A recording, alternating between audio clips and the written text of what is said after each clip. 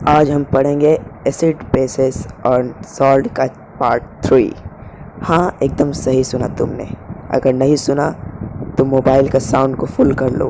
अगर वो भी कर चुके हो तो ईयरफोन को मोबाइल से कनेक्ट करो और इतना करने के बाद अपने ईयरफोन को कान में लगा के सुनो। तो आज का चैप्टर है एसिड्स बेसिस एंड सॉल्ट का पार्ट 3। पिछले पार्ट में हम लोगों ने पीएच के बारे में पढ़ा था, तो जो पिछला पार्ट नहीं देखा है तो लिंक डिस्क्रिप्शन में है, वहाँ से जाके देख सकता है। तो इस पार्ट में मैं उसे पहले रिवाइज करा देता हूँ कि पीएच के बारे में। तो पीएच होता क्या है? पीएच यानी कि पावर ऑफ हाइड्रोजन। इससे हम लोग ये पता करते हैं कि एसिड या फिर बेस कितना स्ट्रॉन्ग है। तो ये एक नंबर होता है जिसका स्केल होता है 0 to 14, और इस स्केल में लेस देन 7 होता है एसिडिक, 7 होता है न्यूट्रल और मोर देन 7 होता है बेसिक। और हाँ, तुम मेरे आवाज़ के बैकग्राउंड में कुछ बादल गरजने जैसी आवाज़ सुन रहे होगे, तो उसे इग्नोर करो और चैप्टर पे ध्यान दो। अब अपना चैप्टर कंटिन्यू करते हैं। तो अगर तुम कोई सब्सटेंस लो और उसका पीएच 7 है यानी कि वो न्यूट्रल है, और अगर 7 से जितना तुम 0 की तरफ बढ़ोगे वो लेवल उतना ज़्यादा एसिडिक होता जाएगा, और 7 से उल्टी तरफ यानी तुम जितना 14 की तरफ बढ़ोगे वो उतना ज़्यादा बेसिक होता जाएगा। तो ये एक स्केल है जो बताता है कितना सब्सटेंस एसिडिक है या फिर बेसिक है। अब अगर आयंस की बात करें तो 0 to 6 यानी एसिडिक मीडियम में हाइड्रोजन आयन बहुत ज़्यादा होता है और हाइड्रोक्साइड आयन बहुत कम होता है। ऐसा नहीं है कि हाइड्रोक्साइड आयन होता ही नहीं है, हाइड्रोक्साइड आयन होता है लेकिन बहुत ही कम मात्रा में। और 7 यानी कि जो न्यूट्रल है उसमें हाइड्रोक्साइड आयन और हाइड्रोजन आयन दोनों ही सेम मात्रा में होता है। और अगर बात करें 8 to 14 के बीच का जो स्केल है उसमें हाइड्रोक्साइड आयन का मात्रा बढ़ता जाता है और हाइड्रोजन का कम होता है, लेकिन दोनों का दोनों ही होता है। ये नहीं कि इसमें एक में हाइड्रोजन आयन हुआ और दूसरा में हाइड्रोक्साइड आयन। चलो, एक बात तो तुमको क्लियर हो ही गया होगा कि हाइड्रोजन आयन और हाइड्रोक्साइड आयन वो हर एक सॉल्यूशन में होता है। मतलब कि एसिडिक या फिर बेसिक या फिर न्यूट्रल, वो तीनों में ही होता है। ऐसा नहीं है कि किसी में हुआ तो किसी में नहीं। हमने तो ये पता कर लिया कि पीएच स्केल क्या होता है और वो किस लिए यूज़ होता है, लेकिन अभी तक हम लोगों को ये नहीं पता कि पीएच स्केल पता कैसे करेंगे कि किसी सब्सटेंस में पीएच स्केल है कितना, वो 7 है या फिर 0 to 6 है या फिर 8 to 14 में आता है।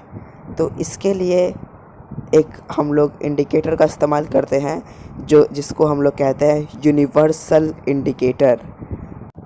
तुम सोच रहे होगे, अरे यार ये कौन सी बला है और ये दिखता कैसा है? अभी तो हम लोगों ने इतने सारे इंडिकेटर्स के नाम याद किए हैं, अब इसे भी याद करना पड़ेगा। यार कितना बोरिंग है। तो अब बहाने मारना छोड़ो और इसे देखो। तो यूनिवर्सल इंडिकेटर पेपर तुम यहाँ पर देख सकते हो, ये कुछ इस तरीके का होता है। तो जहाँ तुम देख रहे हो न्यूट्रल यानी कि 7 वो ग्रीन कलर में आता है, और 14 यानी कि वेरी एल्कलाइन। एल्कलाइन मैंने पिछले पार्ट में बताया है कि होता क्या है, वो पर्पल कलर का होता है। और 1 यानी कि रेड, वो एसिडिक होता है। तो ये एक यूनिवर्सल इंडिकेटर पेपर है। तो अगर हम लोग इसको बहुत ज़्यादा एसिडिक मीडियम में रखते हैं तो इसका कलर रेड हो जाएगा, और बहुत ज़्यादा बेसिक मीडियम में अगर रखते हैं तो इसका कलर पर्पल हो जाएगा। और अगर हम लोग इसको न्यूट्रल मीडियम में रखेंगे तो इसका कलर ग्रीन हो जाएगा। तो तुम सोच रहे होगा कि यार तो ये नॉर्मली कौन सा कलर होता है? तो नॉर्मली इसका कलर वाइट होता है, और इसे तुम जिस तरीके के मीडियम में रखोगे ये उस तरीके का कलर में बदल जाता है। तो यहाँ पर नंबरिंग भी शो किया है कि किस कलर में कौन सा नंबर है। तो ग्रीन को 7 दिया है यानी कि वो न्यूट्रल है, यानी न्यूट्रल मीडियम में रखने से वो ग्रीन हो जाएगा, यानी कि उसका पीएच 7 है। और इसी तरीके से हम लोग और भी कलर से पता कर सकते हैं कि उसका पीएच क्या है।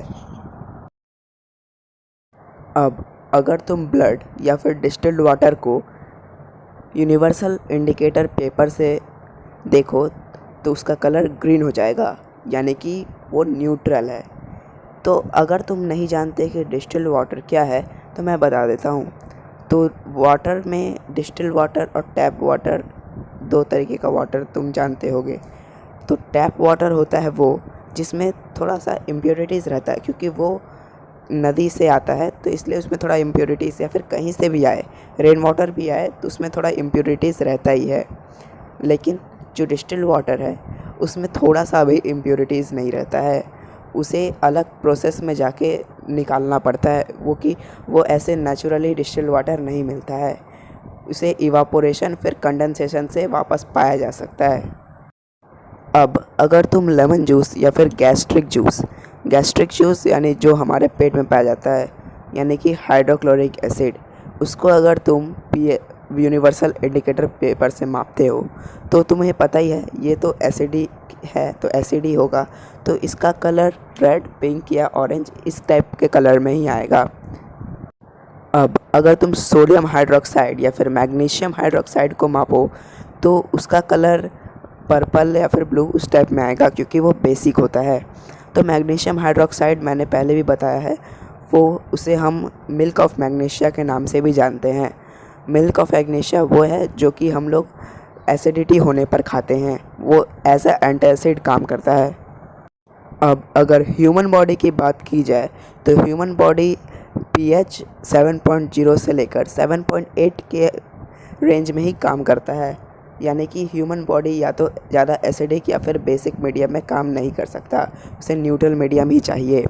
अब अगर रेन की बात करें तो नॉर्मल जो बारिश होता है वो उसका pH नॉर्मली न्यूट्रल या फिर 5.5 5.8 इस टाइप का, थोड़ा एसिडिक हो सकता है क्योंकि ऊपर बहुत सारे इम्प्योरिटीज़ होते हैं, तो कभी कभी बेसिक भी हो सकता है। लेकिन वही जब रेन का pH 5.6 से कम हो जाए तो उस समय वो एसिडिक रेन हो जाता है, और एसिडिक रेन से मरीन लाइफ जो होता है उस पर बहुत बुरा असर पड़ता है। उनका जो सर्वाइवल है वो बहुत ही मुश्किल हो जाता है। अब अगर हम सॉइल की बात करें तो सॉइल का जो pH है वो या तो 7 के इक्वल या तो उससे ज़्यादा होता है, यानी कि सॉइल बेसिक होता है। ऐसा क्यों होता है? क्योंकि प्लांट को उगने के लिए बेसिक मीडियम ही चाहिए, या फिर कोई भी माइक्रो ऑर्गेनिज़म या फिर जो छोटे कीड़े मकोड़े होते हैं वो कभी भी एसिडिक मीडियम में नहीं ज़िंदा रह सकते, तो प्लांट भी एसिडिक मीडियम में नहीं ज़िंदा रह सकता।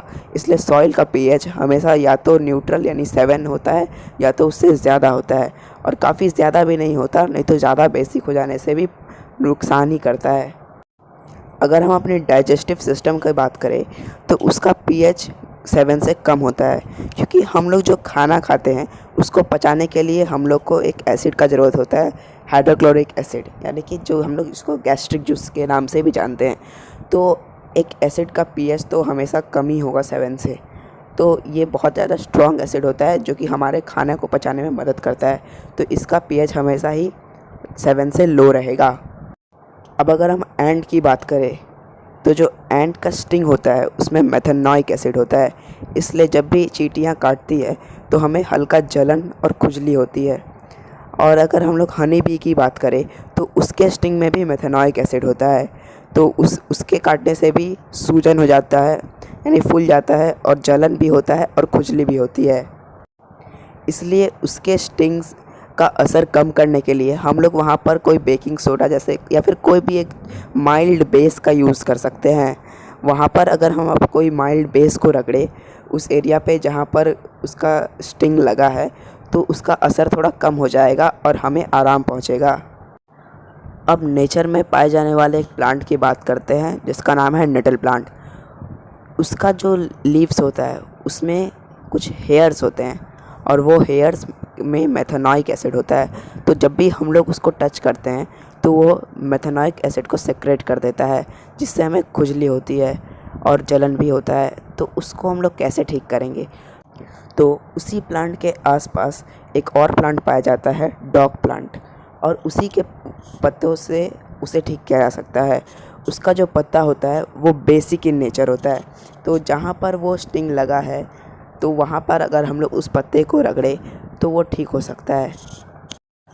अब बात करते हैं टीथ की, यानी कि दांतों की। तो जब भी हम लोग खाना खाते हैं और जब खाना हमारे दांत में रह जाता है तो वहाँ पर बैक्टीरियाज पैदा हो जाते हैं। तो तुम यहाँ जैसे देख सकते हो, एक बैक्टीरिया तुम्हारे दांतों पर डांस कर रहा है। तो उस बैक्टीरिया के वजह से कुछ एसिड प्रोड्यूस होता है। पर हमारा जो दांत है वो पूरे बॉडी में सबसे ज़्यादा हार्ड है, उससे ज़्यादा हार्ड बॉडी में कुछ भी नहीं है। पर फिर भी pH 5.5 से कम इन्वायरमेंट में वो कोरोड हो जाता है। इसलिए एसिड के वजह से वो कोरोड होना शुरू हो जाता है, जिसे हम कैविटी के नाम से जानते हैं। तो हम लोग कैविटी को कैसे रोक सकते हैं? उससे का एक ही उपाय है, दिन में 2 बार ब्रश करना। क्योंकि जो टूथपेस्ट होता है वो बेसिक इन नेचर होता है और वो एसिड का असर को न्यूट्रल कर देता है। तो ऐसा करने से तुम्हारे दांत फिर से पक्का चमकने लगेंगे। टूथपेस्ट से मुझे एक बात याद आया यार, मैंने एडवर्टाइज़ में बहुत बार देखा है कि सब ये बोलते हैं क्या तुम्हारे टूथपेस्ट में नमक है। आजकल तो टूथपेस्ट में जिंजर गार्लिक सब डाल देता है। तो मैं तो बोलता हूँ उसमें आलू और स्पाइसेस को ऐड करके पूरा दम आलू ही बना दो, टूथपेस्ट की ज़रूरत ही नहीं रहेगी। अब टॉपिक से नहीं भटकते हुए हम लोग वापस आते हैं अपने चैप्टर पे।